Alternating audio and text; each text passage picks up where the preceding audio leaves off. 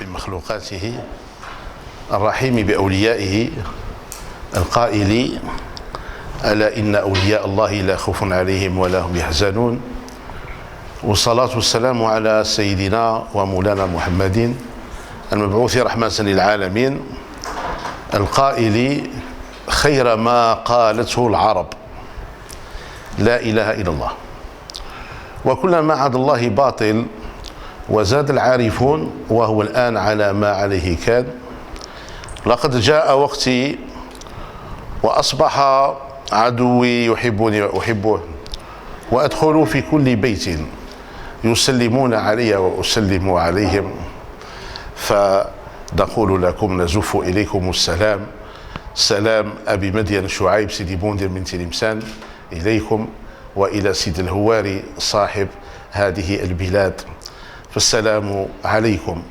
شرف الله قدركم ودامت عليكم نعمة وسرورها متى يا عريب الحي يأتي بشيركم فتبتهج الدنيا ويجتمع الشمل فالحمد لله قد اجتمع الشمل اليوم بهذه الأمصار في بلاد سيد الهواري اجتمعنا بكم لنحتفل أولا بليلة من ليالي رمضان فصح رمضانكم وصح أفطركم وكذلك نجتمع لنحيي ذكرى وفاة الأمير عبد القادر الجزائري هذا قرن و36 سنة donc c'est le 136e anniversaire de la naissance au ciel de l'émir Abdelkader.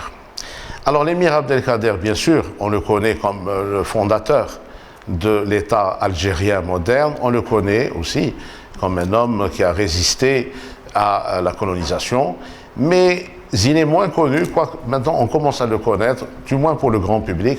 Je parle pour le grand public. Les gens qui étaient initiés savaient que l'émir Abdelkader était un homme du soufisme, c'était un saint, et donc il était arrivé à un très haut degré de la connaissance soufie. Et donc je dis qu'on commence à le connaître, heureusement, auprès aussi du large public, mais c'est bien de, si vous voulez, d'en reparler, d'en parler. Et donc aujourd'hui, puisqu'on parle, puisque ce qui nous réunit aujourd'hui, c'est le soufisme andalou, ou le soufisme comme paradigme andalou. Alors pourquoi j'ai parlé de paradigme andalou, ce qui explique notre présence à l'Institut Cervantes, que je remercie d'ailleurs, et je remercie Madame la directrice de nous avoir ouvert les portes pour cette rencontre.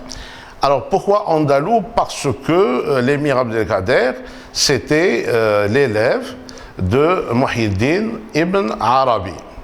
Ibn Arabi, qui est connu d'une façon mondiale comme un grand théosophe, c'est-à-dire c'est quelqu'un qui a fait le lien entre les philosophies anciennes et la théologie musulmane. Donc Ibn Arabi, il est de Murcie, et il meurt aussi, lui c'est la fin aussi du XIIe siècle et début du XIIIe siècle. Et l'émir Abdelkader, donc je disais, était l'élève de Muhyiddin Ibn Arabi. Bien que, bien sûr, ce n'est pas la même période, mais dans le soufisme, on peut être initié par des shirks, même si on n'a pas vécu à la même époque. Et Ibn Arabi lui-même, donc de Murcie, a été initié, bien qu'il ne l'a jamais rencontré aussi, mais quand même il a été un contemporain, Ibn Arabi, de Sidi Boumedienne. Donc Sidi Boumedienne, qui est comme l'appelait Ibn Arabi, c'est le maître des maîtres, Cheikh al-Shuyukh, dans le domaine du soufisme. Sidi Boumedienne qui est enterré à Al-Ubbad, donc à Tlemcen, donc considéré comme le saint patron de Tlemcen, mais dont l'écho est mondial. Et c'est ça, on s'est rendu compte de ça à la suite de nos voyages dans le monde, sur les traces justement de Sidi Boumediene. Or, Sidi Boumediene, d'où est-ce qu'il vient? Donc Sidi Boumediene, l'Ishbili, l'Andalousie. Donc Sidi Boumediene est un Andalou, puisqu'il est né à Canciana, près de Séville.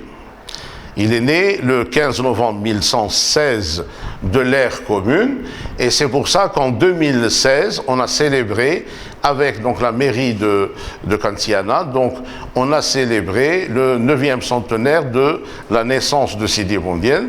Ça a été une occasion justement à l'époque pour ériger une stèle. Nous on avait souhaité une plaque, mais Sa Majesté nous a donné une stèle pour Sidi Boumediene. Donc c'est ce qui apparaît dans l'affiche de cette rencontre ce soir. Donc l'affiche, elle montre ici la stèle de Sidi Boumediene le jour de son inauguration. Et on a été très nombreux à assister. Et c'était un moment vraiment très fort dans l'histoire de l'Andalousie et de toute la région, parce que ça symbolisait en fait la réconciliation entre disons, deux pans de la culture espagnole. Et là, donc, on a remarqué la présence très importante, non seulement, bien sûr, de la communauté algérienne et la communauté maghrébine, mais aussi beaucoup d'Espagnols sont venus. Et d'ailleurs, pour l'anecdote, je dirais que ce village s'est complètement métamorphosé, donc Canciana, après qu'on ait célébré le 9e centenaire de la naissance de Sidi Boumediene. Parce qu'on est revenu pour clôturer le 9e centenaire une année après, en 2017.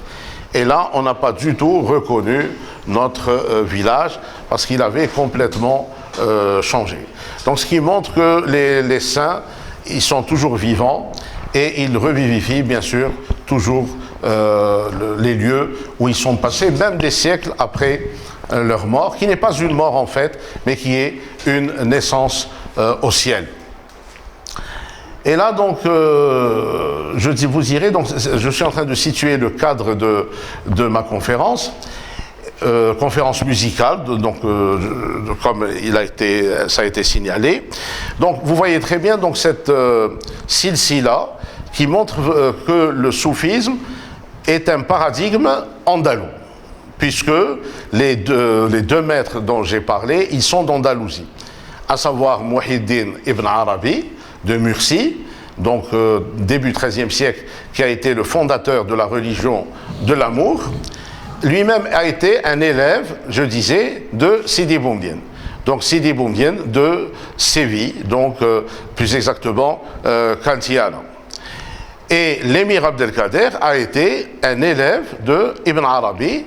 Et d'ailleurs, c'est l'émir Abdelkader qui a diffusé largement l'œuvre majeure de Ibn Arabi qui était occultée, qui était le Futuhat al-Makkiya, ou les illuminations de la Mecque, qui avaient été complètement occultées dans la civilisation islamique. Mais heureusement, il y avait un exemplaire qui est resté, parce qu'il y a eu des autodafés de ce livre, et il y a eu un exemplaire qui, heureusement, qui est resté chez le beau-fils de Ibn Arabi, parce que Ibn Arabi avait épousé une dame donc de Konya qui avait un fils, et donc Sardin al-Khonyawi, donc ce fils est devenu l'élève de Ibn Arabi, et c'est lui qui va conserver le dernier exemplaire des Futuhat al-Makkiya au niveau de la Zawiya de Moulana Jalal al-Din al-Rumi à Konya en Turquie.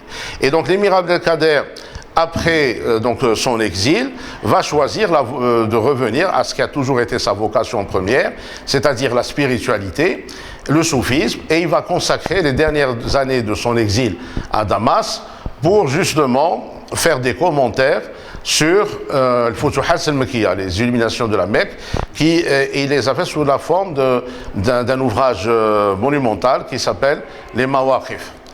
Et d'ailleurs, je remercie, je disais, l'Institut Cervantes nous avoir donné cette opportunité. Je remercie tout le public qui est venu malgré les nuits du Ramadan. Et je salue la présence avec nous donc du descendant de l'émir Abdelkader. Donc quand on parle d'émir Abdelkader à Oran, on ne peut pas ne pas parler de M. Boutaleb Chamil qui était très occupé. Donc je vous remercie d'être venu malgré toutes vos occupations. Surtout qu'on vit une période historique du 136e anniversaire de la naissance au ciel de l'émir Abdelkader. Donc je vous remercie, Votre Altesse. Et là, donc, pendant justement, donc, vous allez nous poser peut-être une question. C'est vrai qu'on se connaît, mais il faut qu'on se présente. Donc, qui sommes-nous, nous qui avons fait le 9e centenaire de la naissance de Sidi Boumdienne? Qui sommes-nous ici présents? Alors, en fait, nous agissons dans le cadre d'un club qui s'appelle le club de culture soufie de Sidi Boumdienne, donc qui porte le nom de Sidi Boumdienne, et que nous avons fondé, il y a de cela déjà, ça fait quand même la 7e année de ce club, avec mon ami ici présent, M. Ben Mansour Rachid. Et donc, nous avons fait ensemble un certain nombre de voyages dans le monde, et on revient justement d'un endroit où on a découvert une zaouia de Sidi Boumdienne, on revient d'Iran. Et donc, vous voyez que nous étions en Orient, et on se retrouve ici en Occident. C'est-à-dire, on était chez Sidi Abd al-Qadir al-Jilani, parce que Sidi Abd al-Qadir, il vient de l'Iran, et son élève, c'est Sidi Boumdienne, le pôle de l'Occident. Donc, c'est toujours, on fait un mouvement entre Orient et Occident. Et pendant le 9e centenaire de la naissance de Sidi Boumdienne, on a donné un concert soufi à la mairie de Katiana, près justement de la cité de Sidi Boumdienne. Et celui donc qui nous a accompagnés et qui a animé bien sûr cette manifestation, c'est notre très cher ami et musicologue, Maître Benrabret Tsoufé, qui est ici présent, que beaucoup de vous connaissent. Bon, M. Benrabret Tsoufé, il a plusieurs casquettes. Bon, il est enseignant universitaire, c'est un collègue avec moi à l'université, et en même temps, c'est un musicologue. Et lui, il a quelque chose de particulier, depuis que je suis tout petit, je le connais, parce que c'est un ami de la famille. Et il avait une particularité par rapport à Tlemcen, par rapport aux autres musiciens, c'est qu'il a eu une idée géniale à l'époque, elle est toujours géniale, jusqu'à présent d'ailleurs, c'est d'allier le sama, c'est-à-dire le sama, c'est la musique soufie ou les chants soufis dans les zaouïas, avec l'instrument de musique. Bon, c'est quelque chose qui existe en Orient, on a trouvé ça en Turquie et en Iran et ailleurs, mais dans le Maghreb, c'est quelque chose qui n'est pas courante. C'est-à-dire qu'au Maghreb, l'école qui a prévalu, c'est celle de faire une séparation entre les instruments de musique et la voix humaine. C'est-à-dire qu'on a laissé que le sama avec la voix humaine sans les instruments. Et là, donc, à l'époque, je me souviens, Tsoufé, qui était à l'époque vraiment très motivé par cette recherche, il faisait le tour des zaouïas pour justement enregistrer les maqamets de ces chants et les paroles. Il collectait les paroles à l'époque et donc c'est comme ça qu'il a été connu très longtemps dans ce domaine-là et c'est comme ça que je l'ai connu. Donc il nous a accompagnés le jour où on a fait la célébration du 9e centenaire de la naissance de Sidi Boumdienne. Et enfin, bon, il y avait quand même l'affiche, Abdou Rabbihi, donc Dr Salih Hikbez. Moi, je suis écrivain et en même temps, je suis le président fondateur de ce club dont je vous ai parlé, qui est le club de culture soufie, dont la fonction principale, c'est de diffuser cette culture au niveau de large population, c'est-à-dire, c'est pour ça que je rejoins Tsoufé, notre présence ensemble n'est pas fortuite, c'est-à-dire, moi je veux faire connaître la philosophie soufie en dehors du cadre confrérique. Parce que, et c'est là ce qui explique la deuxième partie du titre, paradigme andalou universel, parce que je pense que le soufisme a une dimension universelle qui fait qu'il peut être enseigné en dehors des cadres confrériques par une certaine méthode, dont bien sûr les sciences humaines et les sciences sociales, mais aussi notre action, elle est aussi esthétique, c'est-à-dire que nous pensons que le soufisme, c'est une éthique, mais qui s'exprime dans une esthétique. Donc il est possible qu'on n'ait pas les mêmes croyances, mais tout être humain, sans adhérer à la croyance du soufisme, peut être sensible à l'art soufi, il peut être sensible à la musique soufie, à la philosophie soufie, c'est-à-dire à tout ce qui est expression du génie humain. Alors, je peux vous dire, j'aimerais bien vous déclamer un poème, si vous permettez, de Sidi Boumdienne.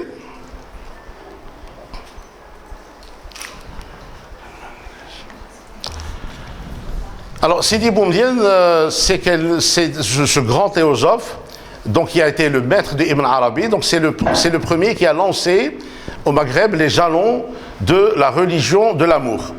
Parce que classiquement, on concevait la relation entre Dieu et la créature comme une relation uniquement de crainte et d'obéissance. Ce sont les soufis qui ont introduit cette notion de l'amour. Alors évidemment, il y a eu la figure fondatrice de la Bi'a al-Adawiya au 9e siècle de l'ère commune de Bagdad. Et au Maghreb, donc, on retrouve donc cette idée fondamentale qui est reprise d'une façon théorisée et poétique par Sidi Boumediene. Et donc, cette religion de l'amour, en fait, elle se base sur l'idée que l'homme désire Dieu comme Dieu désire l'homme.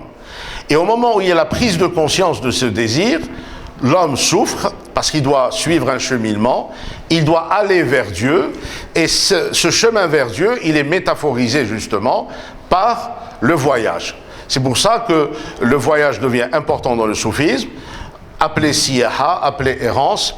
Et là, j'aurai donc, on va écouter, bien sûr, quelques poèmes de Sidi Boumediene. Attendez juste que je retrouve... Alors, Sidi Boumediene, d'abord, il vous souhaite la bienvenue et il vous dit « J'aime la rencontre des amis en toute heure, car elle comporte des bénéfices. Ô prunelle de mes yeux, par Dieu Tout-Puissant, je reste fidèle à votre serment et je désire arriver jusqu'à vous. Dans mon cœur, votre amour a germé comme les doigts dans une main. L'amour d'un autre que vous m'est illicite, comme le furent les nourrices pour Moïse. Un petit voyage soufi à travers le route et l'enfant.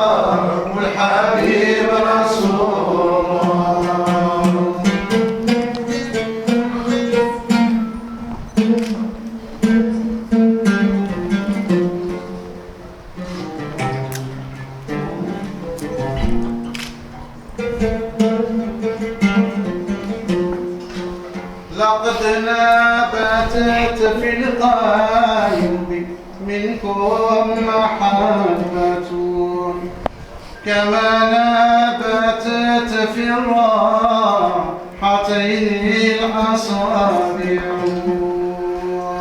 لا إله إلا الله لا إله إلا الله لا إله إلا الله الحبيب رسول الله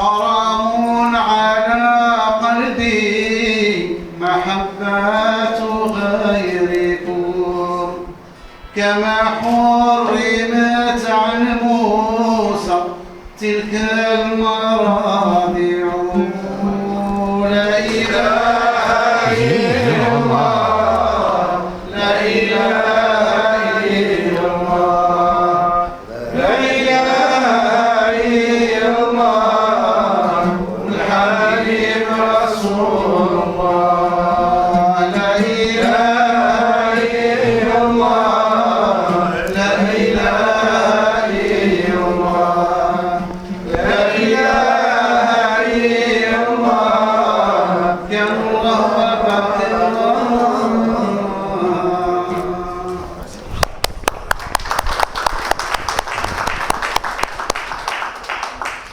Merci beaucoup, Maître Soufé. Et là, donc, dans une première partie de cette conférence, je voudrais relever un défi, c'est en quelques minutes essayer de définir l'indéfinissable, définir le soufisme. Bon, déjà, Ibn Zarruq disait à Tlemcen, il y a 1001 définitions du soufisme. Déjà, il disait ça, ça fait plusieurs siècles. Alors, j'essaierai quand même de donner un aperçu, si vous voulez, en une vision panoptique du soufisme. Alors, premier élément que nous devons avoir à l'esprit, c'est que dans l'histoire de la civilisation islamique, on a eu 3 piliers de la connaissance. Les musulmans se sont illustrés dans 3 types de connaissances. La première que les Arabes dominaient, ça a été ce qu'on appelle les sciences traditionnelles ou les sciences de la transmission, l'ulum al-naqliya. C'est-à-dire que dans ce genre de sciences, d'épistémologie, on considère que la connaissance vient des anciens, c'est-à-dire, nous avons bien sûr la source première qui est le prophète, celui prière et paix, puis il y a ceux qui ont interprété ce qu'il disait, ceux qui ont donné des interprétations, ceux qui ont transmis l'interprétation du prophète. Donc c'est une science de transmission, foulan, an foulan, an foulan. Et là, donc, on pense que de cette manière, on reste fidèle au sens premier. C'est ce qu'on appelle l'ulum al-naqliya et qui demeure jusqu'à présent valable dans le monde musulman. C'est ce genre de science de transmission qu'on apprend, qu'on apprenait et qu'on apprend toujours dans les zawiyas, dans les médersas, dans les mosquées, qui commencent par le Coran, qu'on apprend par cœur, et ensuite on apprend par cœur d'autres textes qui vont interpréter le Coran, puis on apprend les textes fondateurs de la langue arabe, puis les textes fondateurs des sciences juridiques, ulum sharia, et c'est à partir de là donc qu'on essaie de conserver ad integrum patrimoine ancien. Ça, c'est une méthode qui est toujours de mise dans le monde musulman. Ensuite, les musulmans vont découvrir, lors des futuhat, lors de l'extension de l'islam, ils vont être en contact avec d'autres civilisations, d'autres cultures. Ils vont découvrir la pensée grecque, ils vont découvrir la philosophie persane, et c'est là où les princes de l'islam à l'époque avaient pris une décision importante qui allait conduire la gloire des Arabes et en particulier et des musulmans en général. Ils ont décidé de faire traduire les œuvres principales de ces grandes cultures et de ces grandes civilisations.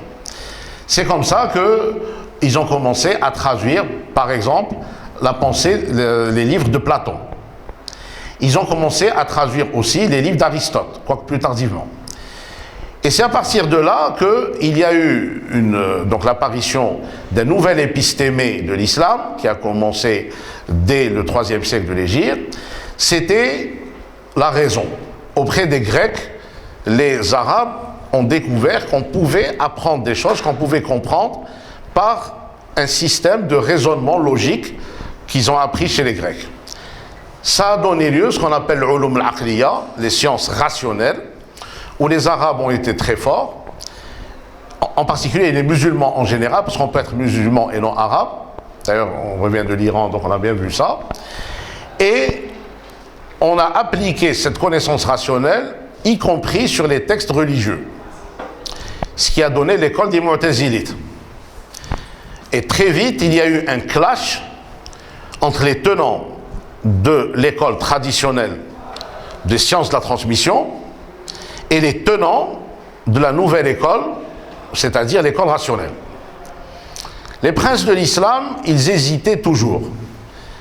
Ils soutenaient, évidemment, les intellectuels rationalistes, mais il y avait aussi quand même la menace des autres, qui avaient une grande influence sur les masses populaires. Et là, ils étaient parfois obligés de sacrifier les rationalistes pour les autres. Alors, je vous raconte ça d'une façon très gentille, mais il y a eu plusieurs morts à cette époque-là à cause de ce genre de débat. Il y a eu une crise de la pensée islamique à l'époque qui a duré et qui dure encore. Mais disons, pour revenir à l'histoire, cette crise, elle a duré jusqu'au, à peu près, au XIe siècle. C'est là qu'il y a eu l'apparition d'un grand penseur d'origine iranienne qui s'appelait Abu Hamid al-Ghazali, Al-Ghazal des latins, qui lui va justement théoriser ce qui existait déjà sous la forme de courants isolés. Il va théoriser la troisième voie de la connaissance. La troisième voie de la connaissance, c'est le soufisme, que le Ghazali a expliqué dans ses livres, et en particulier un ouvrage monumental qui va former d'ailleurs Sidi Boumediene par la suite, c'est Ihya Ulumuddin, revivification des sciences de la religion. Le Ghazali est mort en 1111 de l'ère commune, il faut le rappeler. Et là, le Ghazali, il a dit, on peut arriver à Dieu, à la vérité, sans la raison, sans la tradition, mais parce que les philosophes allemands par la suite vont appeler l'intuition. Lui, il a expliqué ça par le cœur, le qalb. Et il disait, la voie pour arriver à cette vérité, c'est de purifier son cœur. Comment le purifier? Alors c'est là, le purifier par des exercices spirituels, par la voie soufie qu'il a théorisée à l'époque. Et ça a été le point de départ de toute une école qui existe jusqu'à présent, qui a traversé l'histoire. C'est l'école du soufisme, l'école de la troisième voie, c'est-à-dire ce qu'on appelait l'irfan, al-madrasa al-irfaniya. Alors, en quoi consiste cette école du soufisme? Alors, évidemment, c'est une synthèse, et je vous invite à aller vers, bien sûr, les livres de référence qui parlent de cela. Je vous inviterai en particulier à relire Henri Corbin. Mais disons, pour faire une synthèse, pour arriver à ce que nous voulons arriver aujourd'hui dans cette conférence, on pourrait dire que le soufisme, le point nodal de sa doctrine, c'est ce qu'on appelle l'unité, c'est-à-dire al-wihda. Cette unité consiste à quoi? Alors écoutez bien, un être humain, dès son jeune âge, avec son éducation, on lui apprend, dans le langage, on lui apprend qu'il y a une barrière entre les forces binaires. C'est-à-dire que nous croyons, nous, par notre éducation, en tant qu'être humain, qu'il y a, par exemple, ici, il y a moi qui parle, il y a Toufé qui fait de la musique, il y a vous qui écoutez, comme si on était trois forces. Mais aux yeux du soufisme, ceci est une illusion. Mais une fois qu'on arrive, après le voyage soufi, après l'initiation, on arrive à ce qu'on appelle à l'éveil de la conscience.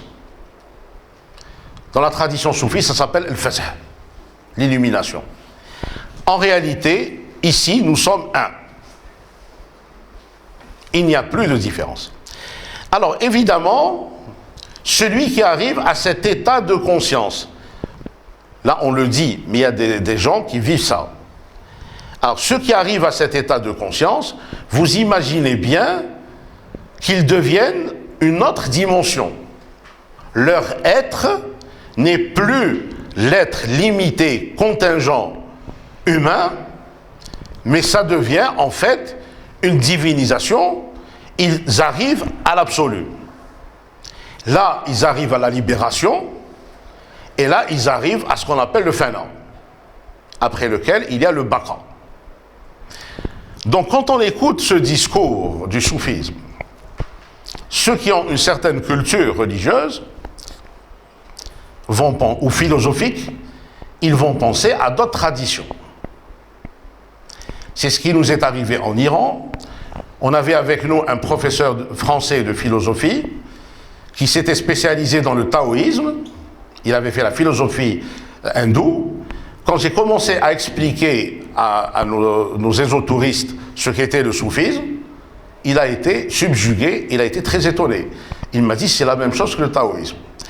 Eh bien, bien sûr, et c'est là j'ai parlé d'un paradigme andalou universel, parce que, effectivement,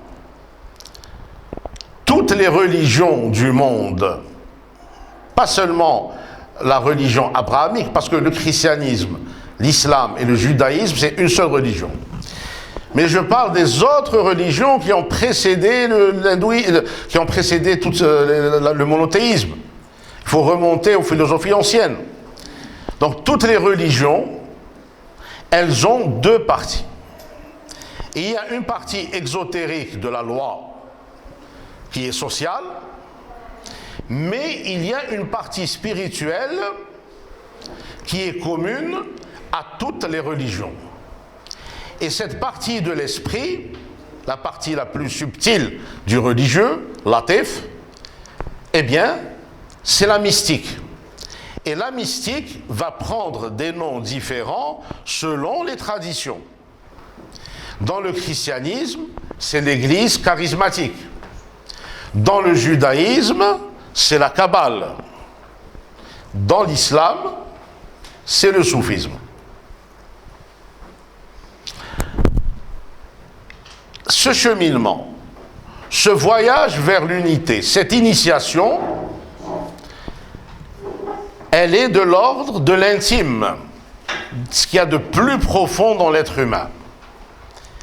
C'est quelque chose qui, normalement, est de l'ordre unicable.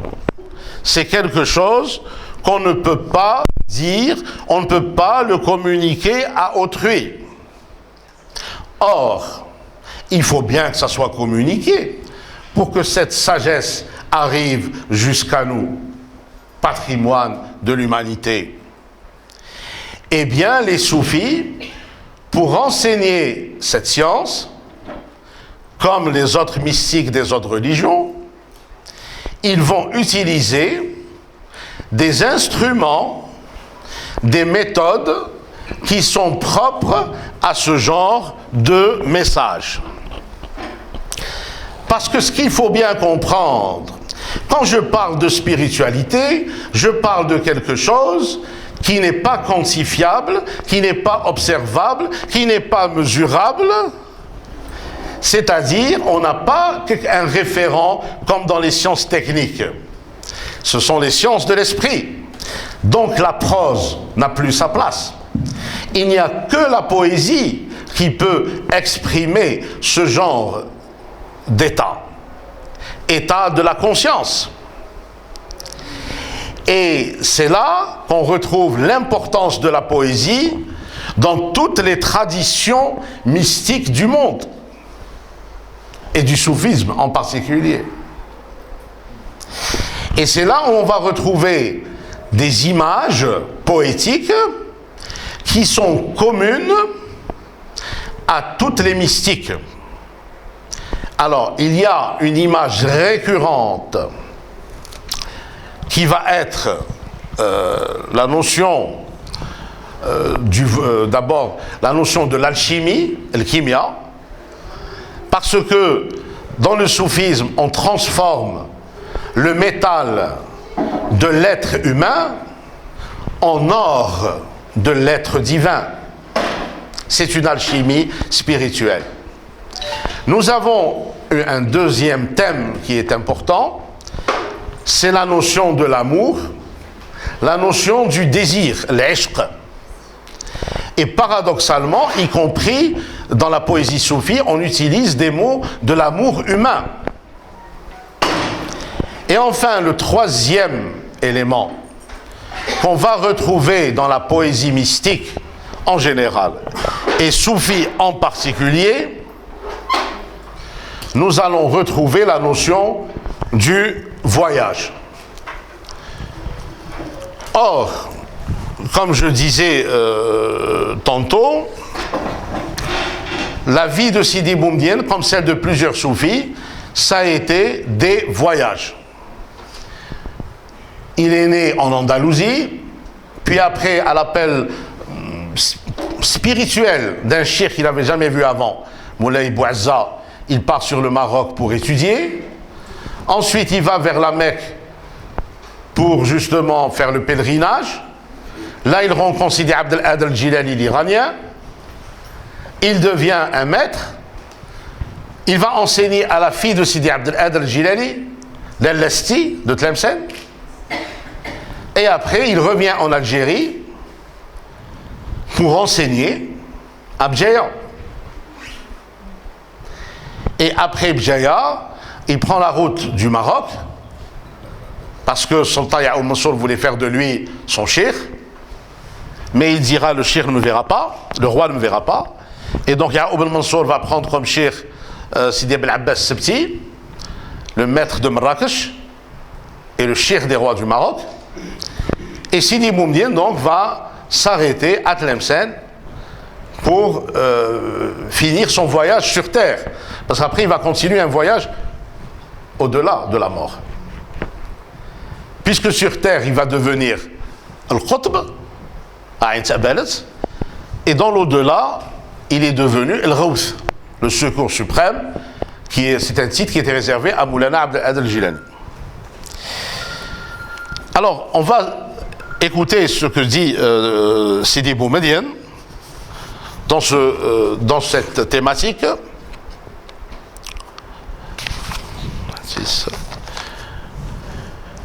L'errance de la passion. J'ai erré humblement à travers les contrées dès que tu as capturé mon âme. Je me retourne chaque soir dans ma couche en proie à la douleur de ta passion. Si j'avais de cœur, je vivrais avec l'un et laisserais le second tourmenté dans ta passion. Mais j'ai un seul cœur et la passion l'a possédé.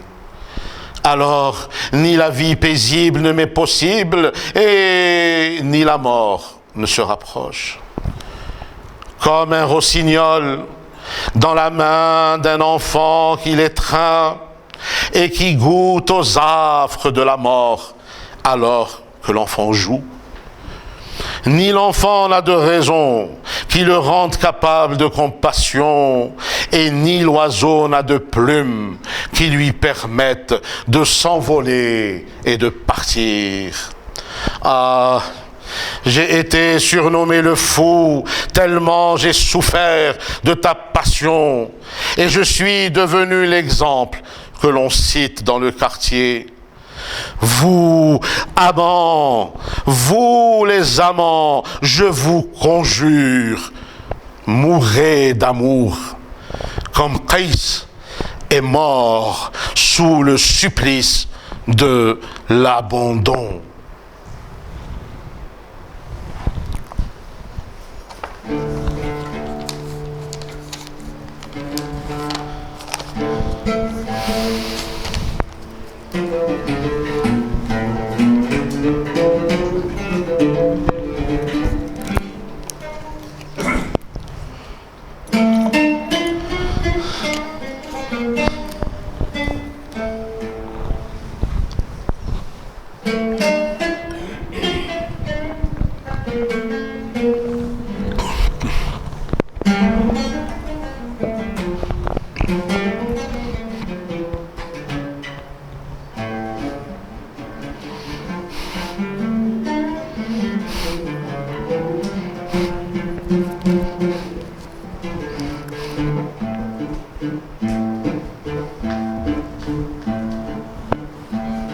تهللت في البلدان حين سبيتني وبت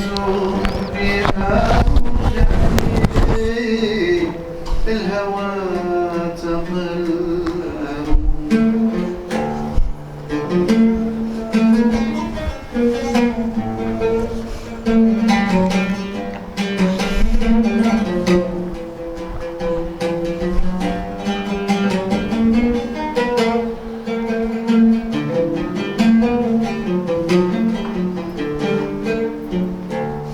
فلو كان لي قلبا عشت بواحد وأترك قلبا في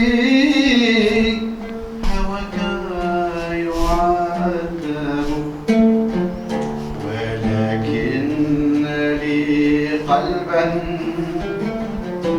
تملكه الهوى فللعيش يهنالي وللموت أقرب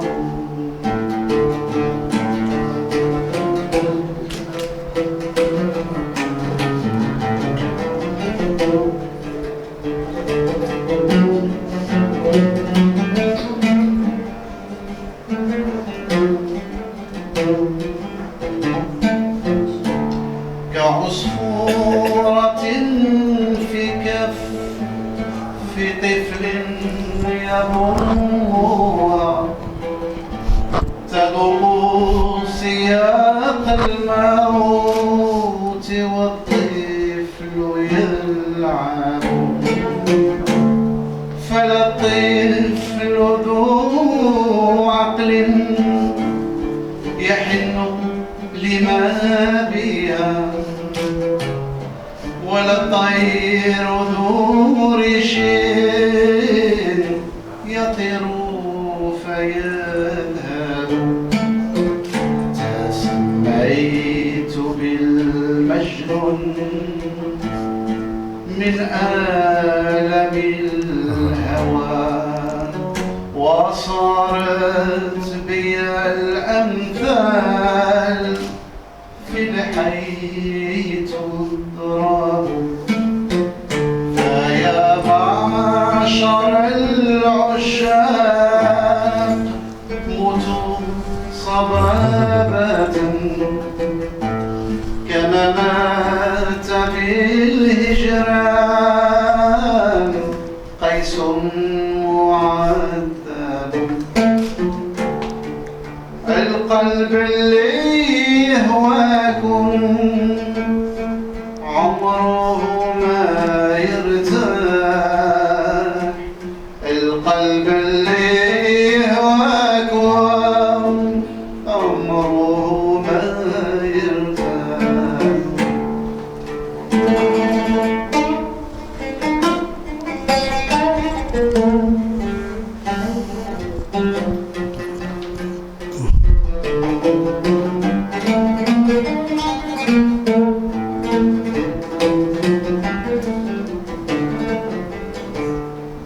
يتنعم في رضاكم في كل مساء وصباح يتنعم في رضاكم في كل مساء وصباح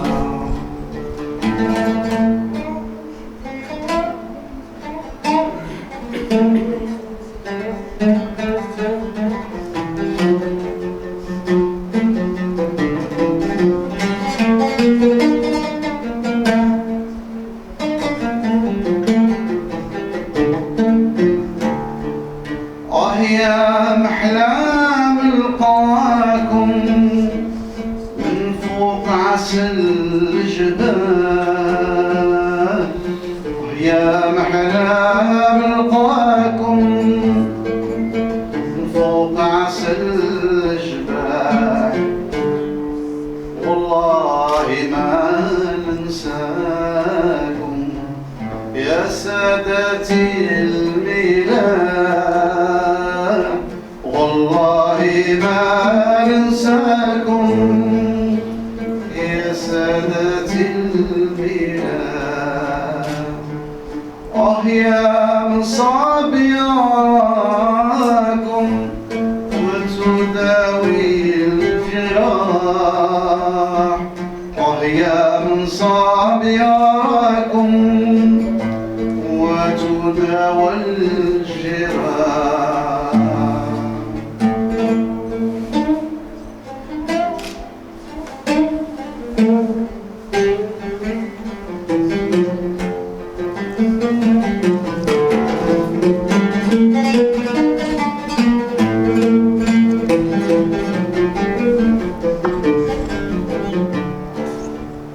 يا من لذات ضراوة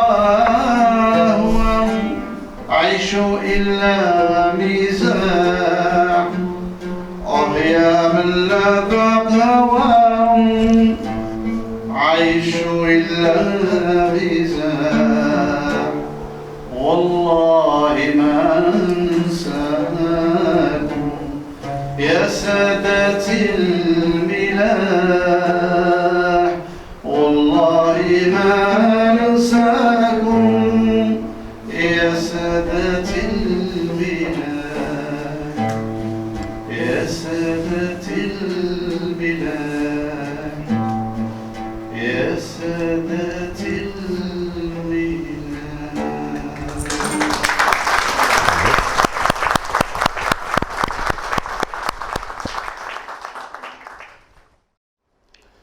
C'est le symbole, justement, de l'amour que théorisaient et chantaient les soufis. Et là, on retrouve la symbolique de la femme qui revient très souvent dans la poésie soufie, andalouse en particulier, sous la forme d'un prénom, Leïla. Et là, on retrouve cette figure archétypale de la femme dans la poésie soufie qui devient comme une image obsédante. Déjà, Ibn Arabi avait écrit son premier recueil de poèmes, Tarjuman al-Ashwaq, le chant de l'ardent désir, quand il avait connu la fille du roi de la Mecque qui l'hébergeait, Nizam al-Mulk. Puis, nous retrouvons d'autres poèmes que nous citerons et qui chantent donc ce prénom c'est lui qui l'a emporté sur le plan des récurrences et des occurrences, c'est Leïla. Alors, pour comprendre justement la démarche ou bien ce concept, parce qu'il s'agit d'un concept qui a été construit par les soufis, donc Leïla, il faut avoir présent à l'esprit l'histoire de la littérature. Parce qu'avant d'être une figure soufie, Leïla c'est d'abord un thème littéraire. Alors, il s'agit de quoi? Donc on retrouve dans la littérature arabe l'histoire de Qays et Leïla. Il s'agit, donc certains, cette histoire, ils vont dire que ça se passe dans la Jahiliya. Selon d'autres chercheurs comme Blacher, ça se passerait au début des Omeyyades. Bon, peu importe le contexte historique, puisque nous allons vers la symbolique. Il s'agit donc d'un jeune arabe qui appartient à une noble tribu et à qui on lui destine sa cousine, Leïla, avec laquelle il doit se marier. Jusqu'à présent, rien d'original. Mais là où ça va devenir intéressant du point de vue littéraire, c'est que Qays était un grand poète comme tous les jeunes nobles arabes de l'époque. Il participe à des foires de poésie où chacun va chanter quelque chose, où il va déclamer des poèmes qu'il compose. Lui, il a composé des poèmes sur Leïla. Vous imaginez bien donc l'esprit conservateur des Arabes. Donc sa famille lui reproche, lui dit pourquoi tu vas citer ta cousine comme ça devant tout le monde, tu vas te marier avec elle, eh bien tu dois te taire. Lui, il ne va pas suivre le conseil de la famille, il y a le conseil de la famille qui se réunit, on veut le punir, sa punition, eh bien on va lui interdire sa cousine. Il ne peut pas se marier avec elle. Et c'est là où il devient malade, donc il est malade d'amour, et il va encore chanter Leïla. Alors la tribu va le renier, il va être mis au banc de la société, donc on va lui interdire de rester dans le campement bédouin. Et c'est là donc où la poésie de Qais, on va la retrouver, où elle va parler justement de ces campements, l'Atlal, donc les restes des campements, où il cherche Leïla, il est sur les traces de Leïla.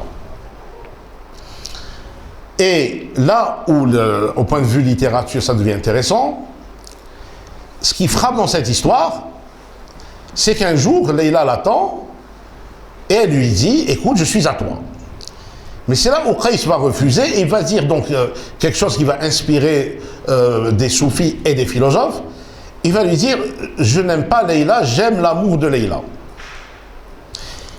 Et c'est là donc cette thématique, donc cette philosophie va être réinterprétée par les soufis et ils vont faire justement de cet amour impossible sur terre la métaphore de l'amour divin. Un amour divin qui apparemment est impossible, puisqu'il s'agit de l'amour entre deux êtres qui n'ont pas la même nature ontologique. Et c'est là où on voit une interpénétration du soufisme occidental et oriental. C'est là où Ibn Arabi, puis par la suite son élève iranien qu'on a visité, Rusbah ad-Din Berli de Shiraz, vont justement s'emparer de cette histoire pour en faire un symbole métaphysique. Et là, Leïla, en tant que femme, va représenter par rapport aux soufis ce qu'une femme représente naturellement par rapport à un homme, c'est l'altérité, c'est l'autre. Et Dieu, étant connu théologiquement comme le tout autre, c'est l'altérité absolue, donc en fait, il va être métaphorisé par la femme, dans le sens, évidemment, toujours de la métaphore, par Leïla. Et c'est là où il y aura toute une littérature, d'abord de la poésie, bien sûr, mais aussi de la prose, parce que Rusbah ad-Din Berli va écrire une épître sur Leïla.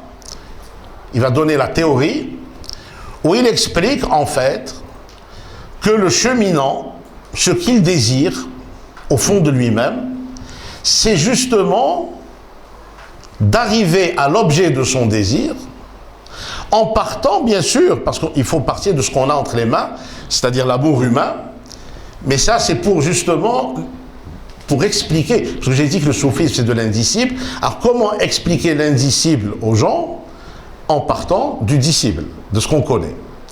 Donc ce désir naturel que l'homme éprouve pour la femme va être transformé en un désir surnaturel. Et la femme n'est plus l'avenir de l'homme, elle devient le devenir de l'homme. Sachant que cette thématique du balancement de l'amour humain profane, c'est-à-dire l'éros humain, qui se transforme en amour divin, c'est aussi un universel de la mystique mondiale. Puis cette histoire de Leïla, on va la retrouver dans la tradition chrétienne sous la forme d'une histoire authentique dans la littérature italienne qui s'est passée entre Pétrarque et la marquise de Sade, Laure. Il s'agit de quoi dans cette histoire? Pétrarque, c'est un grand littérateur, poète connu et reconnu. Et depuis son plus jeune âge, il est fou amoureux d'une dame très belle qui s'appelle Laure, Laure de Vernay ou Laure de Sade. Le problème, c'est que cette femme est mariée. Et elle veut rester fidèle à son mari, donc elle a fait de l'amour une impossibilité. Mais lui, il va continuer à l'aimer de loin, il ne perd pas l'espoir, il écrit beaucoup de poèmes pour elle, mais ça ne marche pas, jusqu'à ce que cette dame meure. De quelque chose qui n'a rien à voir avec cette histoire, elle meurt de malade à l'époque, c'était, je pense, c'était la peste. Elle meurt, et c'est là où Pétrarque devient quasiment fou. Et pour soigner sa folie, il s'enferme, il se met à écrire un livre qui se terminera jamais. Il va l'écrire jusqu'à la fin de sa vie. Mais rassurez-vous, il a été publié ce livre, et puis il a été illustré, puis il se trouve au niveau des églises de France. Il appelle ce livre, il l'appelle le triomphe de l'amour. Le titre est paradoxal, parce que son amour n'a pas réussi, il y a eu un échec de son amour, sur le plan humain. Mais sur le plan divin, c'est autre chose. Et c'est là où il va vivre une expérience mystique très puissante qui fait que son ouvrage est maintenant adapté dans les églises de France. On retrouve la même histoire dans la littérature française entre Héloïse et Abélard. Puisque lui, c'était un prêtre qui ne pouvait pas se marier, il est tombé amoureux de son élève, et donc, mais bien sûr, c'était un amour impossible. Et finalement, il a transformé cet amour en autre chose. Puisque sa bien-aimée, elle est rentrée dans les ordres, lui, il était déjà dans les ordres, et ils vont commencer à échanger par une correspondance. Et là, il y a beaucoup de mysticisme dans cette correspondance. Il y a aussi, évidemment, bien sûr, les romantiques ont repris cette thématique, les romantiques allemands et les romantiques français, puisqu'on va retrouver chez Lamartine Josselin. Donc Josselin, c'est la même histoire, c'est l'amour impossible entre le prêtre et la femme. Mais la femme n'est pas un obstacle pour l'amour vers Dieu, mais elle devient au contraire un moteur pour aller vers Dieu. C'est ce que va théoriser Rosbahendin Berli dans son épître, où il dit que ceux qui passent par l'éros humain arrivent plus rapidement à Dieu que ceux qui veulent commencer directement par l'amour divin.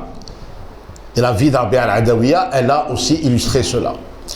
Et c'est là où, dans la poésie soufie, donc quand on analyse les poèmes soufis qui parlent de Leïla, on va trouver un cheminement, puisque le poète va d'abord, le poète soufi, il va décrire cette femme, puis il va parler de son désir, mais qui n'arrive pas à réaliser, donc il y a une nostalgie qui s'installe dans ce poème, puis à la fin du poème, le ton va changer et on trouve le triomphe. Quelque chose s'est passé. Et qu'est-ce qui s'est passé en fait? C'est que quand il y a eu la transformation de l'éros humain en amour divin, l'essence, l'essence du mystique vont s'éveiller. Mais ce ne sont plus les sens naturels, ce sont les sens surnaturels. Ça devient lui intérieur, ça devient le regard intérieur, et là, il va rencontrer Leïla. Mais il va se rendre compte au bout de ce cheminement que Leïla n'a jamais été loin, que plus encore, la métaphore se transforme en union. C'est-à-dire qu'il n'y a aucun voile, il n'y a aucune séparation, il n'y a jamais eu de séparation entre lui et Leïla, parce que lui c'est Leïla et Leïla c'est lui. C'est ce que disait un jour, alors là on va citer deux poètes, celui qui nous a laissé beaucoup de poètes nous ont laissé des poèmes sur ce sujet, mais là ce soir nous allons parler d'un poète andalou, puisqu'on parle du soufisme paradigme andalou, donc Chouchtouri, qui a laissé Salab Leïla, et puis un autre grand soufi qui s'appelait Al-Harraq. Là, nous sommes dans le soufisme toujours, andalous, qui dit andalous, c'est maghrébin, algérien, marocain, etc. Donc c'était un Marocain, Al-Harraq, qui lui aussi a beaucoup chanté l'union avec Dieu. Et c'est lui, un jour, donc, qui va justement admonester celui qui chantait Leïla. Et qu'est-ce qu'il lui dit? Il entendait un soufi qui pleurait après Leïla. Désires-tu Leïla alors qu'en toi elle s'est épiphanisée? Tu la crois une altérité, mais alors qu'elle n'a jamais été autre chose que toi. Et Chouchtouri va répondre: Leïla m'a ravi la raison. J'ai dit, ô Leïla, épargne ton amant. Je suis éperdu et je suis son esclave. Ô toi qui me blâme, laisse-moi encore un instant. Son amour en moi est enfui, scellé au plus profond de mon être. Ô toi qui par elle est séduit, sois éperdu et humble dans son amour. Je me suis mise à la porte de sa demeure. J'ai levé le voile. J'ai dit au chambellan: l'union est-elle possible? Il m'a dit: ô toi qui es sobre malgré l'amour de Leïla, sa dot, ce sont les âmes de ses amants. Et combien d'amants sont morts de sa passion?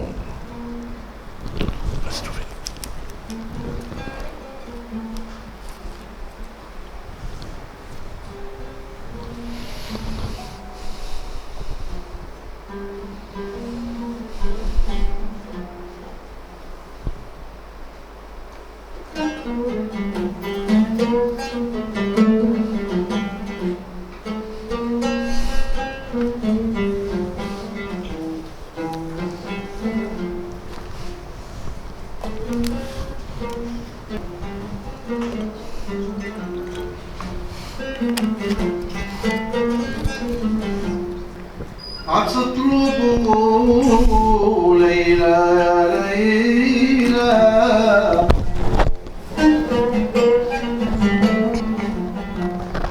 أتطلب ليلى وفيك تجلتي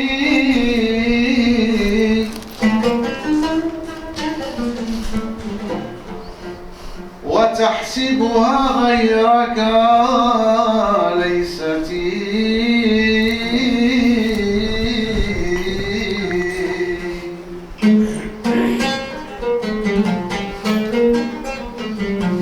يا كثير النوم أين غبت اليوم عن شراب القوم هيجي العاقلة فقت بالأعتاب ولزمت الباب قال لي البواب إن تريد وصلا سلامات ليلى مني يا العاقلة قلت يا ليلى ارحمي القاتلة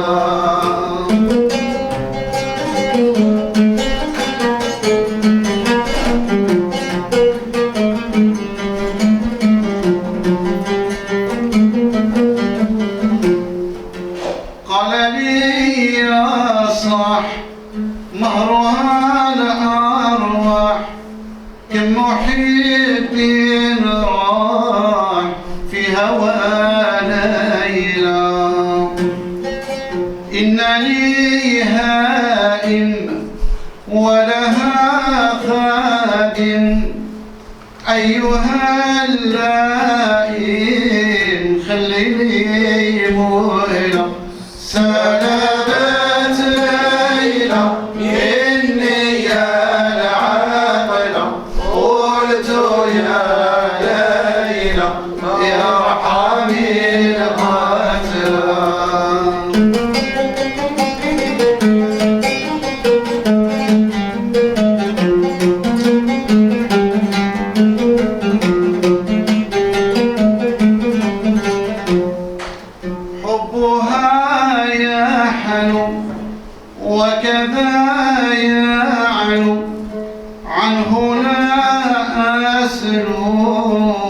الطلا وأبلى حبها مكن في الحشا مخزون أيها المفتون إن بها بلا سلامت ليلى مني يا العاقلة قلت يا ليلى ارحمي القتلى.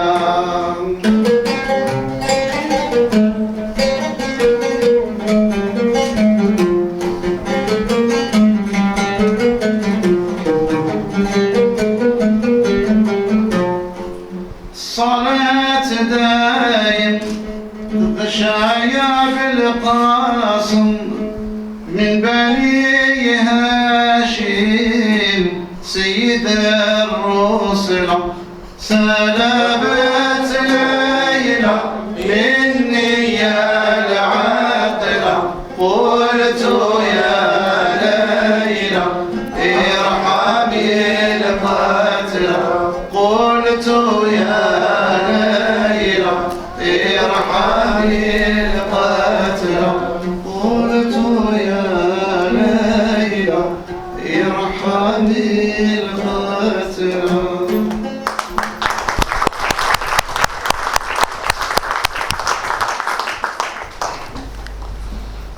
Le théoricien fondateur particulier, Futuhat al-Makkiya, Illumination de la Mecque, où justement il va nous donner des clés de la sagesse, qui est le titre aussi, évidemment, Les Chatons de la sagesse, qui est un autre ouvrage d'Ibn Arabi. Et là, il va exposer donc sa construction de sa vision métaphysique. Et en particulier, donc Ibn Arabi, c'est lui qui va donner les bases théoriques de ce qu'on appellera l'école de l'unité, al-Wihda, qui a été justement le point ça fait longtemps, maintenant et plus tard, ça reste le point nodal de la doctrine soufie en particulier et de la mystique en général. Sauf que les mystiques avant, c'était quelque chose qu'ils ressentaient mais qu'ils ne disaient pas ou ils n'avaient pas les moyens de le dire, alors qu'Ibn Arabi, qui a eu une formation philosophique, n'oublions pas qu'il se disait fils de Platon, donc il avait cette vision panoptique de la philosophie et il a pu faire donc une synthèse entre la philosophie et la théologie. C'est une nouvelle discipline qui avait été créée qui s'appelle la théosophie. Et l'Andalousie a été une terre très riche de cette école, non seulement évidemment dans la tradition musulmane, mais pas seulement. Les trois traditions religieuses de l'Andalousie ont été très riches dans cette doctrine, qui va se répandre dans le monde entier et qui va dépasser, bien sûr, l'espace et le temps, et qui va être transculturelle. Alors, de quoi s'agit-il de l'école de l'unité dont parle Ibn Arabi, si on peut le résumer? Eh bien, je pense que le meilleur résumé serait de prendre les deux mots-clés que Ibn Arabi a inventés. En ce qui concerne l'unité de Dieu, Dieu est un, nous disons toujours, Qul huwallahu ahad, Dieu est un. Donc, dans l'interprétation de ce verset, Ibn Arabi va nous expliquer que le 1 dont il s'agit n'est pas un 1 arithmétique ou numérique. C'est un 1 qui est ce qu'on appelle ontologique, avec un ON, c'est-à-dire en fait qu'il renvoie à l'idée que Dieu est la totalité. Et c'est là où il va faire la différence, Ibn Arabi, entre ce qu'il va appeler al-ahadiyya ou al-wahdaniyya. C'est-à-dire, pour lui, il y a deux types d'unités.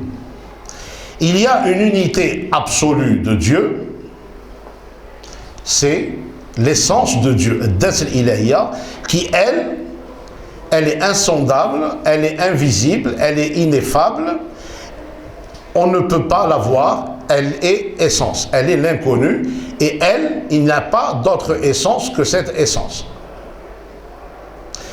Et c'est là où d'autres interprètes soufis, en particulier dans l'école de Sidi Ibn al-Mamsha, qui disait, de Tlemcen, qui disait en fait que cette essence de Dieu qui est insondable, elle est Bahrun bila amwaj. C'est une mer, c'est comme on va se voir la mer, et qu'il n'y a aucune vague, elle est là. Mais après, il y a une deuxième force qui rayonne, une deuxième unité, qui rayonne à partir de cette unité première, et qui est al-Wahdaniya, qui devient Bahrun bil amwaj. C'est quand vous voyez la mer et vous voyez des vagues. Ces vagues, ce sont les créatures, mais qui en réalité ne sont pas dissociables de la mer. Il n'y a que la mer, la mer. Donc il n'y a que l'essence absolue. Tout le reste n'est qu'un reflet, tout le reste n'est qu'un rayonnement, n'est qu'une émanation de l'essence première. C'est le fondement même du tawhid ésotérique. Et à partir de là, là où les gens n'arrivent pas, c'est-à-dire ce que disait Ibn Arabi, ce qui parfois que la raison humaine n'arrive pas à saisir, c'est que cette unité dans la créatrice, c'est-à-dire la deuxième unité, elle est frappée du sceau de la diversité. Dieu a voulu qu'elle soit multiple, Dieu a voulu qu'elle soit diverse, parce que Dieu est jaloux de son unité, il ne pouvait pas créer des gens semblables. Regardons nous qui sommes ici, personne ne ressemble à l'autre. Et là, cette intuition géniale, si on peut dire ça, dirons-nous divine, de Ibn Arabi, Ibn Arabi va la transposer au niveau des religions. Alors, il va dire que pour les religions, c'est la même question. Nous avons, c'est vrai, une religion unique, mais c'est une religion à laquelle on n'a pas accès. C'est la religion de l'essence, de l'unité première et absolue. Mais il y a une manifestation de cette religion première dans les différentes traditions religieuses. Et il expliquait que le fanatisme vient du fait que certains confondent leur tradition religieuse avec la religion de l'essence. Et c'est là où on est dans le cœur, maintenant, cette doctrine dont on vient de parler maintenant, de Ibn Arabi. C'est ça qui va permettre l'Andalousie heureuse. Nous sommes ici dans l'esprit, nous sommes ici dans le paradigme andalou, nous sommes ici dans l'esprit de Cordoue, et qui a permis justement l'apparition, malgré toutes les vicissitudes de l'histoire, quelque chose qui a résisté, c'est-à-dire l'Andalousie, où toutes les traditions, il y a eu beaucoup de non-musulmans qui ont adhéré à cette doctrine.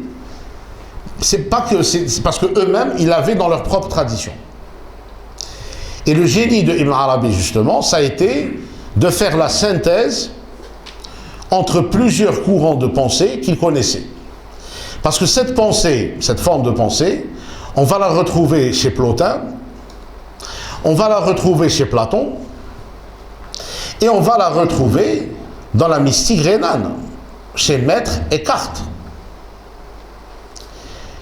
Et c'est là, quand il parlait de l'esprit de Cordoue, Ibn Arabi expliquait que tout homme, quelle que soit sa croyance ou sa non-croyance, est animé par le désir de Dieu, même s'il n'en a pas conscience.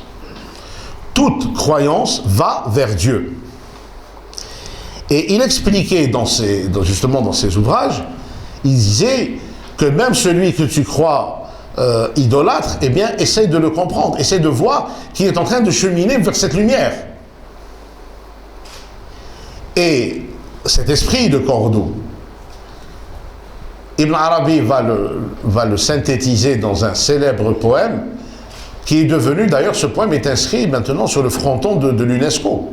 Les plus grandes instances internationales l'ont pris maintenant comme devise pour faire la paix dans le monde.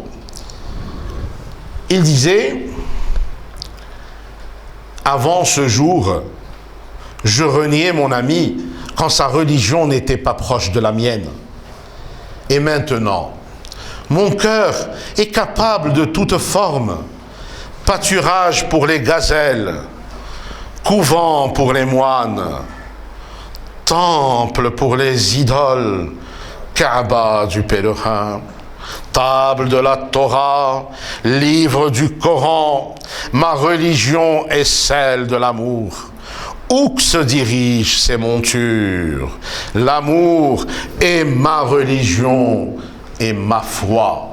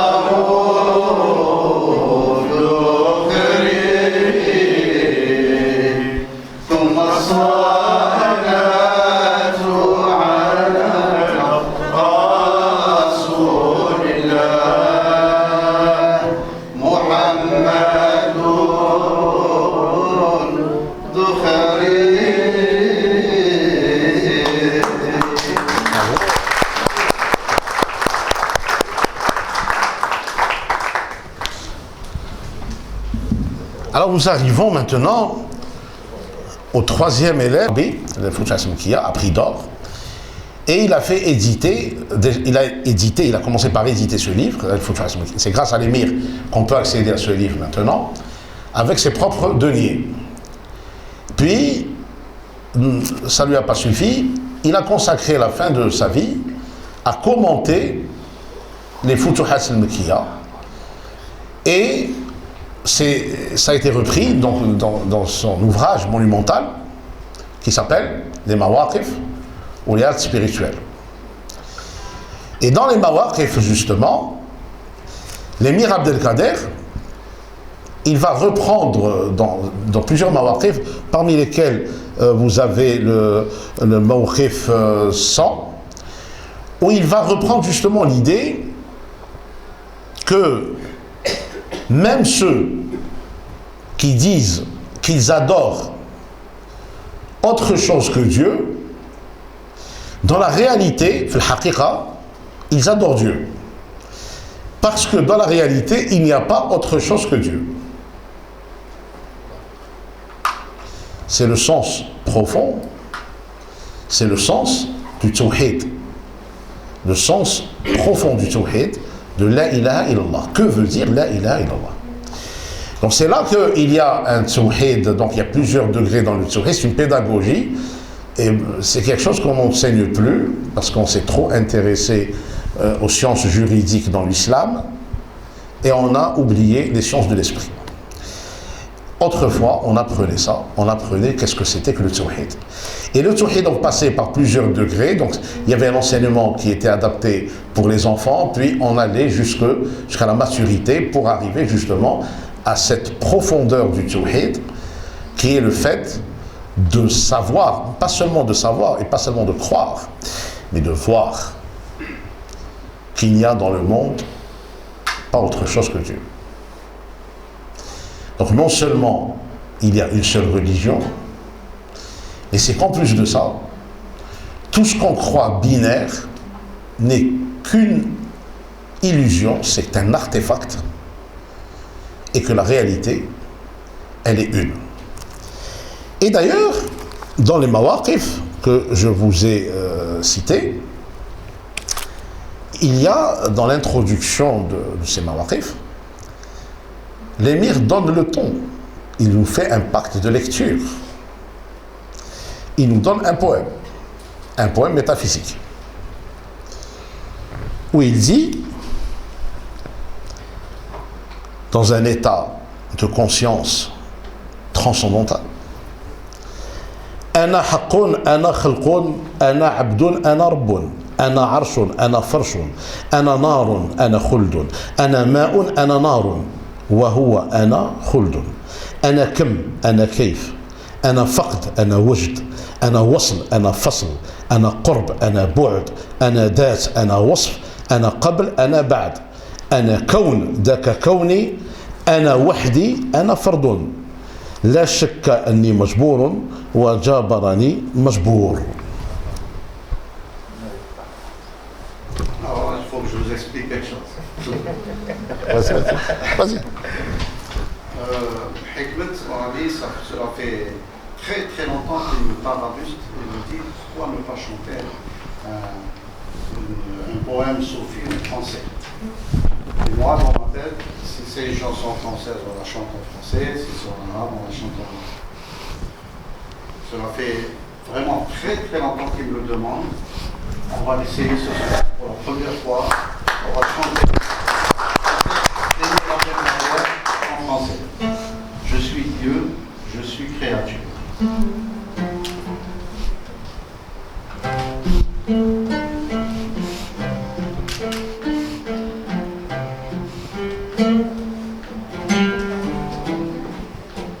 Mais on reste dans le soufisme et la spiritualité.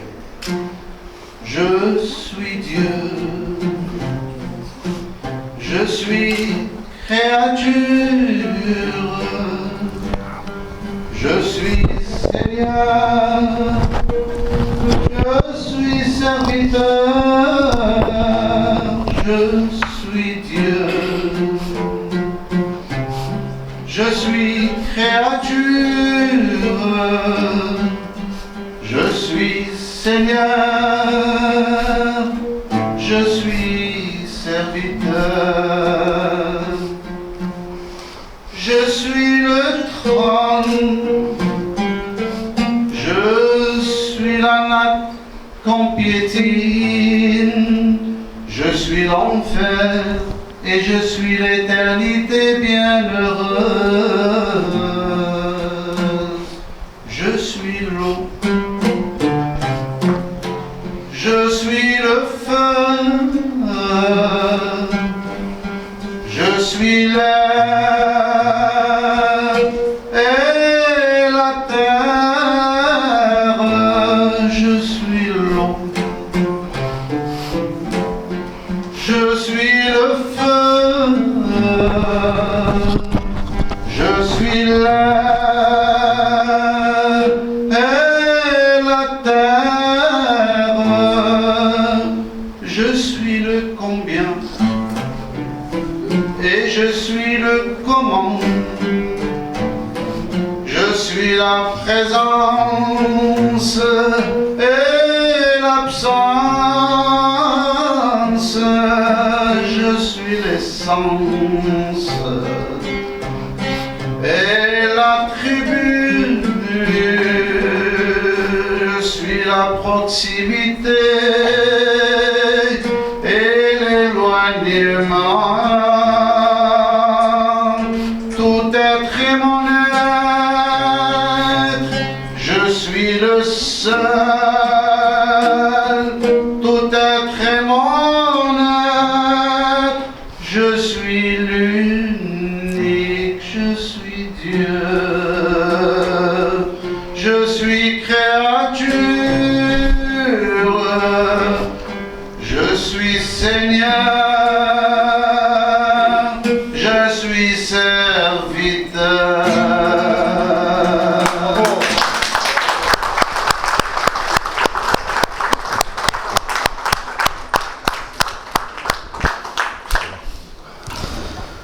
Masha'Allah, Tabarakallah alayk, si Soufiq, Barakallahu fik. Merci Soufiq, merci d'avoir réalisé mon rêve. C'est un rêve.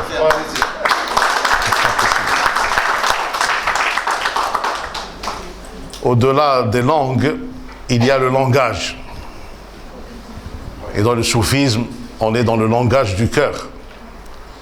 Et là, nous sentons ce soir, dans cette nuit de Ramadan, quelque chose se passe. Là, donc, tous les voyages, j'ai toujours dit à mes amis, n'ont pas de fin, mais elles ont un recommencement. Donc là, nous arrivons à la dernière halte de ce voyage. Mais rassurez-vous, ce voyage, il a un recommencement qui n'est pas très lointain. Je vous invite d'ores et déjà, ce soir, je vous invite pour le samedi 25, c'est-à-dire après-demain finalement. Donc je vous invite à l'évêché d'Oran, au centre diocésain, à 22h, c'est le même horaire. Et là donc nous allons présenter une autre conférence qui est la suite de celle-ci. Donc là, aujourd'hui, on a vu le soufisme occidental, le soufisme andalou. Inch'Allah, le samedi, c'est-à-dire après-demain, je vais vous parler de la continuité entre ce soufisme andalou et le soufisme iranien. Parce que notre club vient de faire un voyage en Iran sur les traces des maîtres soufis de l'Iran. Donc j'en reviens et donc je voudrais vous faire part de ce voyage pour faire voyager ceux qui ne sont pas venus avec nous et pour vous faire prendre conscience que l'Orient et l'Occident, c'est la même chose. Toujours cette doctrine de l'unité. Et là, donc, ça sera aussi une conférence musicale. Et là, cette fois-ci, ce sera avec un élève émérite de Maître Soufiq. C'est un jeune talent, très prometteur, qui va m'accompagner sur le violon pour faire de la musique soufie iranienne. Donc je vous y convie. Donc ça, c'est la première invitation. Maintenant, je vous invite aussi à prendre connaissance de notre chaîne YouTube, Club de Culture Soufie. où vous allez voir donc les voyages que nous avons faits. Dans le même ordre d'idée, à titre juste informatif, donc il y a des traductions de la poésie de Sidi Boumedienne. Donc j'ai été celui qui avait fait la première traduction totale en langue française du Diwan. Donc le livre est disponible ici pour ceux qui voudraient l'acquérir sous la forme. Donc il y a le livre d'art, il y a le livre audio et il y a le livre de poche. Donc pour ceux que ça pourrait intéresser, il y a la poésie en arabe et la poésie en français. Alors toujours dans les informations, pour ceux qui voudraient continuer à vivre cette magie de voyage, eh bien je vous invite sans engagement aucun à vous inscrire au club. Alors qu'est-ce que ça veut dire s'inscrire au club? C'est tout simplement nous donner votre nom, nous donner votre email, vos coordonnées, tout simplement pour qu'on puisse vous informer, c'est tout. Le seul engagement, c'est on vous informe de nos déplacements, de nos voyages, et à vous, donc, au moins vous serez avec nous en pensée. Alors pour le club avec l'Iran, on a terminé le premier cycle de nos voyages, et après, donc, nous avons un programme pour le deuxième cycle. Donc vous pourrez vous y dire votre intention, au moins pour rêver. Donc on va continuer au-delà de l'Iran, on va retrouver des traces des soufis en Inde, en Azerbaïdjan, hein, Azerbaïdjan. Alors là, l'Azerbaïdjan, où vous savez, il y a une confrérie algérienne. Donc on va la découvrir là-bas. Et puis on va revenir vers la proximité. Donc on va refaire un pèlerinage sur la stèle de Sidi Boumedienne en Espagne, là où il est né. Donc on va revenir au recommencement. Donc c'est l'éternel retour. On ira au Maroc, là où il a étudié. Et nous ferons un certain nombre d'activités, bien sûr, de découvertes en Algérie, à Abdjaya et d'autres villes, pour découvrir le riche patrimoine soufi algérien que nous allons, bien sûr, découvrir. Alors ça, il s'agit de le découvrir dans l'esthétique, toujours, dans la beauté, parce que le club, c'est un club de culture soufi, qui est ouvert à tout le monde, et que tout le monde est le bienvenu. Ce soir, il y a eu un événement important, donc ça a été cette symbiose. Et puis moi je voulais encore une fois remercier Cervantes de nous avoir accueillis. Je remercie le public, le large public qui est venu ce soir, malgré nos coutumes et nos traditions. Mais là, je suis de plus en plus convaincu que finalement, la démarche spirituelle, c'est quelque chose qui intéresse l'homme et les gens. Donc nous sommes dans aussi, quelque part, Rachid, il y a une demande sociale. Moi, je pense qu'il faut absolument continuer à travailler dans ce sens. Donc je vous remercie de votre venue, donc nous montre ça, nous encourage à continuer. Un grand merci aussi, bien sûr, si Rachid bin Mansour ala kulli hal habibna toujours معنا تحية له وكل واحد فيكم بارك الله فيكم اللي جيتوا. encore une fois كي نشوفوا حنا السي شامل حنا نشوفوا جدو الامير عبد القادر. تحية للسي شامل, applaudissements. Et aussi un grand merci pour notre professeur وسميوه الشيخ شيوخ. هو في التمثال يعيطوا له شيخ شيوخ dans le monde المصري.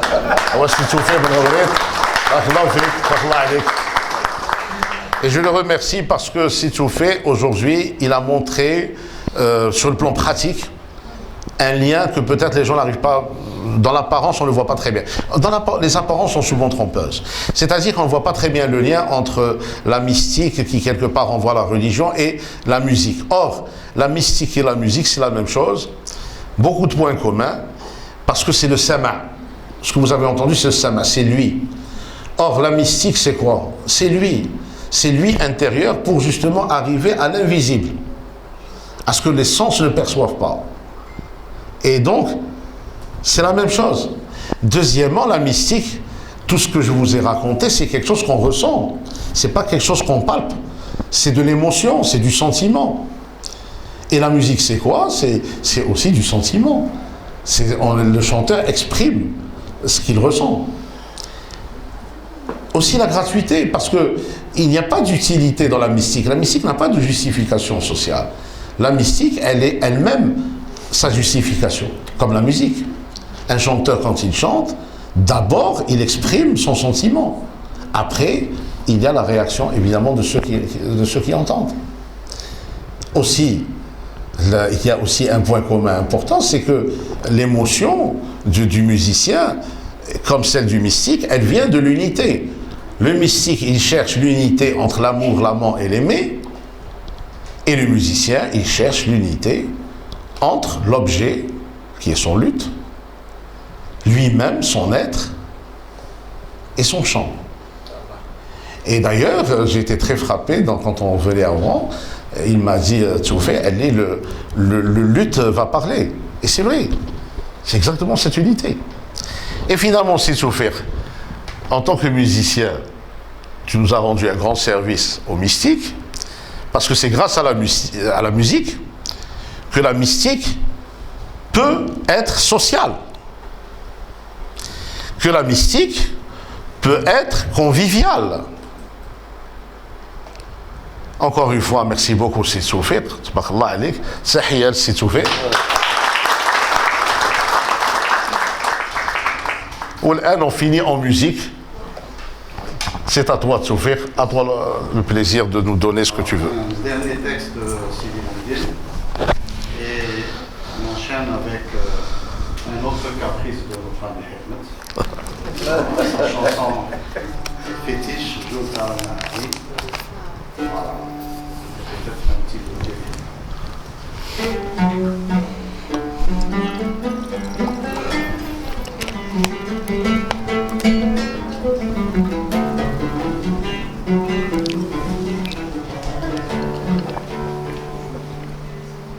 إذا ضاق صدري يا مولاي شكوت وإلى الله ونرجى علي صبري ويا مولاي ونستغفر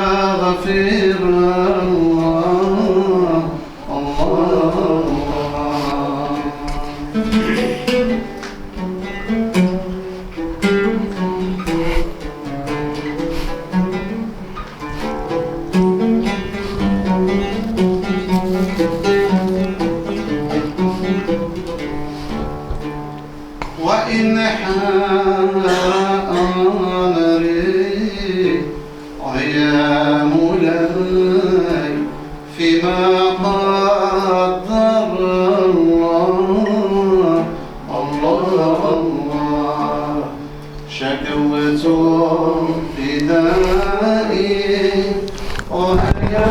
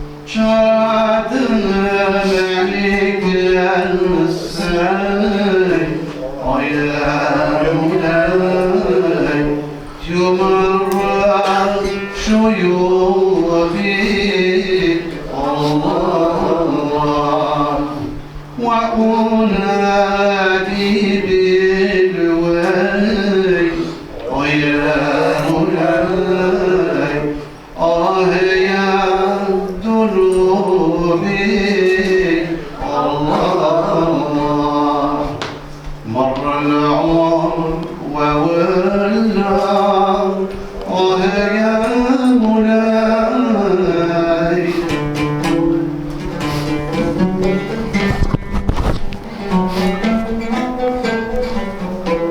مر العمر وولى يا مولاي وانا في عمائي الله وحاشا وكلا يا مولاي تخيل رجائي الله وحاشا وكلا يا مولاي تخيل رجائي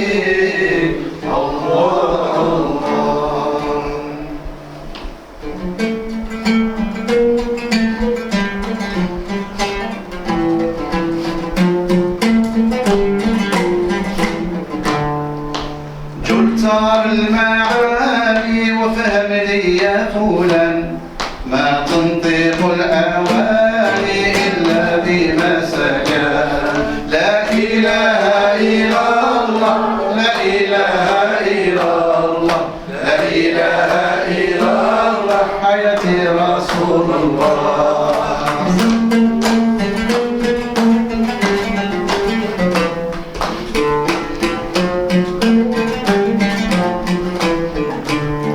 دارت علينا القدح بروح وراح حاضر فيها محمد في الصحاب الميلاد لا إله إلا الله لا إله إلا الله لا إله إلا الله حياتي رسول الله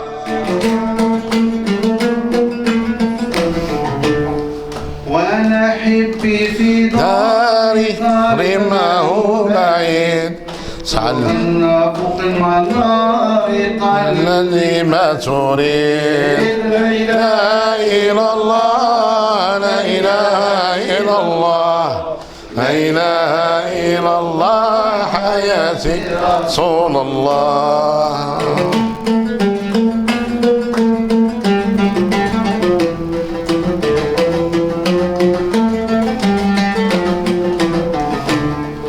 قلت اريدك يا بني عسى المتشهد قال رضا لك صابت أقبلت الزمان لا إله إلا الله لا إله إلا الله لا إله إلا الله حياتي رسول الله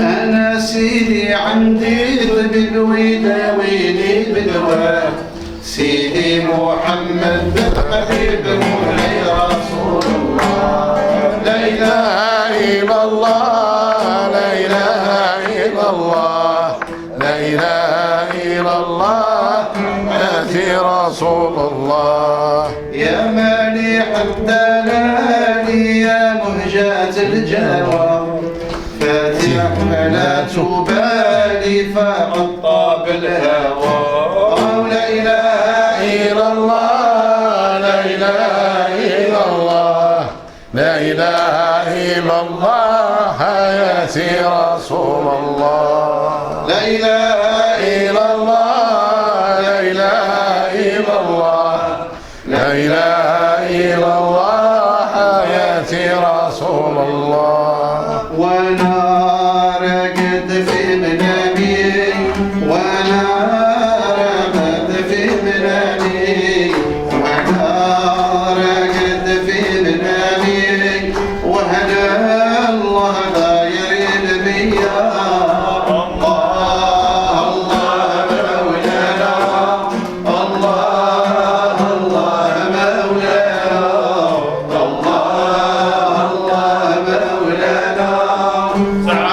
تعفو يا خالقي عليا. قالوا لي نوضي النايم، قالوا لي نوضي النايم، قالوا لي نوضي النايم، تعبد مولانا معايا.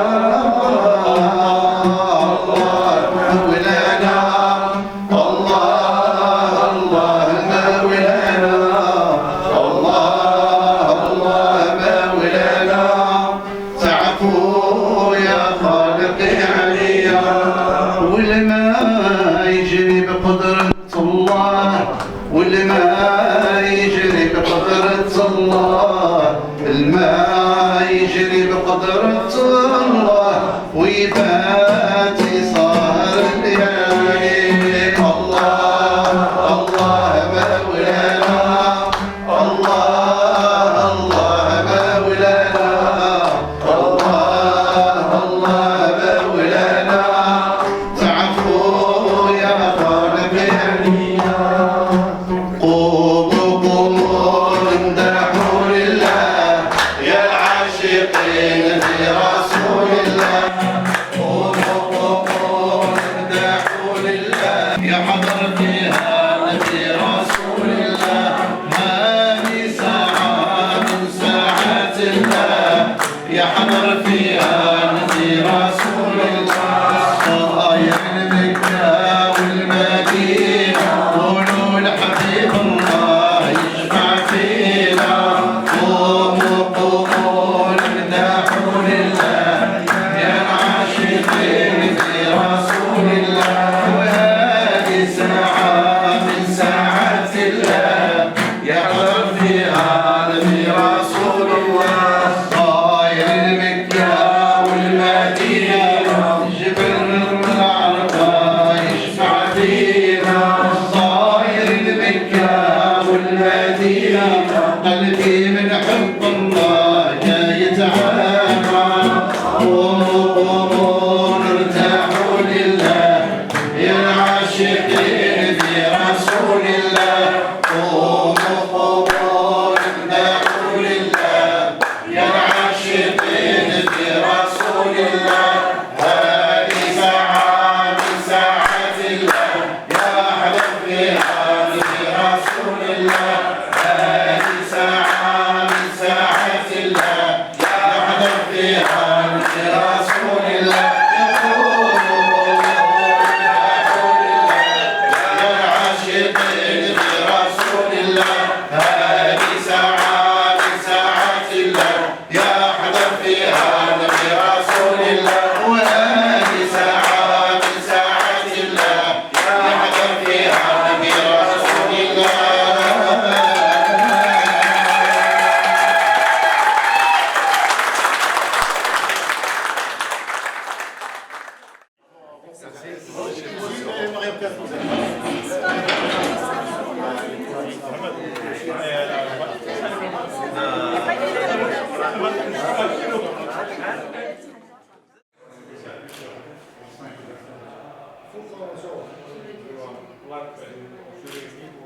Sì, comunque può essere.